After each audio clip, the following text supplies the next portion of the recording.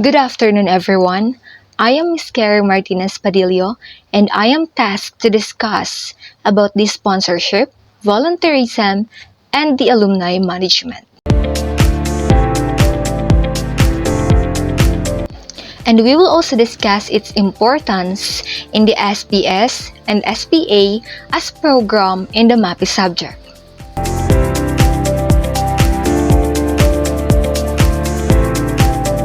Sponsorship, volunteerism, and alumni engagement can help provide support and build connections with other people.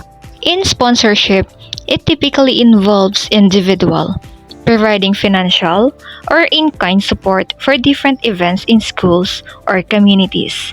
It also includes other MAPE-related activities such as the intramurals, sports fest, and many more. Wherein this support can help cover expenses like venue cost, equipment, and prices. And in return, sponsors should also receive recognition, such as having their logos displayed or mentioning them in an event. We have the different types of sponsorship. We have the financial sponsorship that talks about the monetary or the money. We also have the in-kind sponsorship.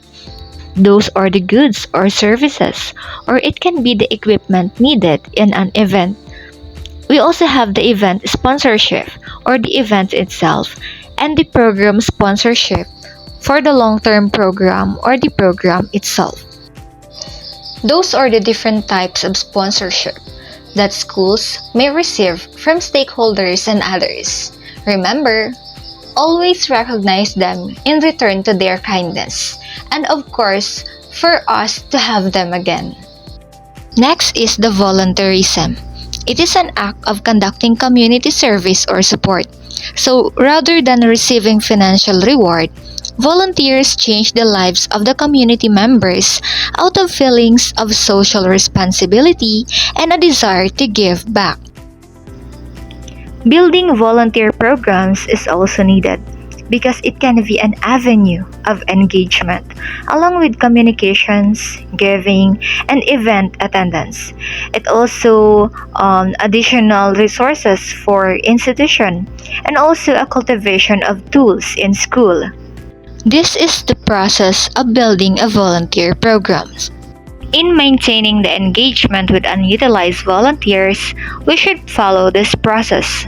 First in line is the identifying the opportunities wherein we can utilize the alumnus of the school. So we can take an inventory by talking to deans, campus partners, and others to find them. In identifying volunteers, we should also ask ourselves, is this a potential volunteer opportunity or not? Or are there new initiatives they'd like to offer? Or are they ongoing, recurring, or just a one-time volunteer? In this process, we can have engagement by perfectly choosing volunteers. Examples, we can have organizational speakers in our classroom, networking event speaker, life skills presenter, career service resources, webinar host, and even join in a community so that our institution can engage with the people in the community by having these volunteers. Next is the identifying volunteers. We should also ask who are the current volunteers and what they are doing. So we also have the targeted outreach, wherein examples of this is the reunions and affinity groups, wherein this is also a great method.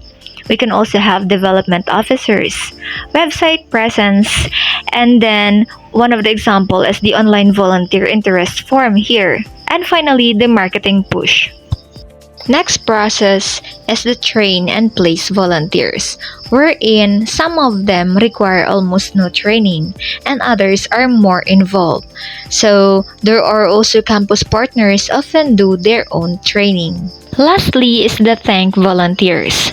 There are many ways in giving thanks to volunteers. We can send them an email or even a handwritten type. We can also have the recognition or recognizing them in an event or giving them small gifts or a token or even saying thank you in a party for all the volunteers. So those are the volunteer process for us to maintain engagement with unutilized volunteers. First is identify opportunities, identify volunteers, train and place volunteers, and giving thanks to them.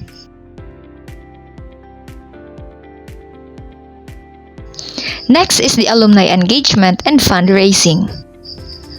Alumni engagement is also needed because it strengthens the institution's reputation and even the financial health. It also creates a network that benefits both the institution and its former students, offering opportunities for mentorship, professional development, and other support. That's why we need to have a fully functional alumni office and build connections. These are all we need in the alumni office.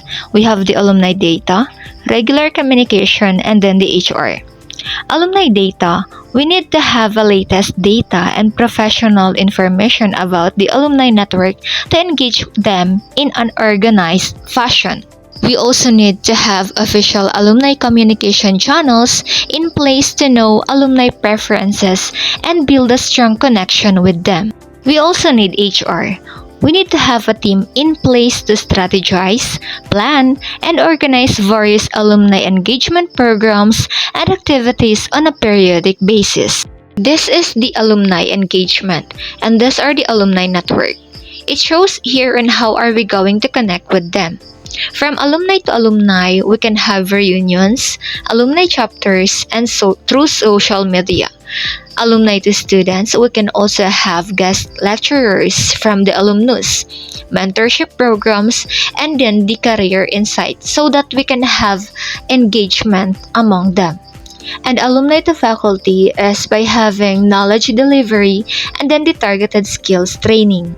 I will be sharing to you the 6 strategies for increasing engagement from young alumni. First is a mobile responsive alumni websites. So we can have websites for us to connect with them. Value in the forms of workshops, jobs, and even the networking events. And we can also conduct alumni surveys. We can also have targeted email campaigns, create use of social media, or focus on in-person interaction. For the fundraising modalities, we can also have these different programs or activities. We can have annual appeals and legacy giving, non-profit foundation support, alumni-driven scholarships and projects, and even donations. So through these different programs and activities or events, we can also engage with our alumni. Alumni engagement is a perennial concern among higher education advancement professionals, and for good reason. A strong program can not only sustain your institution's annual fund over the long term, it can also help build your major donor pipeline and provide our school with some of its most effective and active volunteers. But how exactly do you build a strong alumni engagement program? So building a strong alumni program can take years, if not decades. However, we found that making it an institutional priority and following best practices can institute the organizational changes. In building alumni engagement, we can also have Alumni Volunteer Day and Alumni Appreciation opportunities. Alumni Volunteer Day, this is an opportunity for alumni to connect to each other through volunteering after they leave campus improves connections to the institution. And in alumni appreciation opportunities, regularly celebrate the effort your alumni put into supporting the institution after graduation because it fosters a sense of community and connection across different generations. Sponsorship, volunteerism, and alumni engagement, they are all important in an institution and also a big support in SPS and SPA program in MAPE in our school. Because it is not just supporting us financially or for the school's projects, but also fosters trust, mitigating potential conflicts and risks. That's why we need to involve the community members in planning, allocating, and controlling resources, and that is the stakeholder engagement and resource management. And that ends my report. Thank you for watching and listening.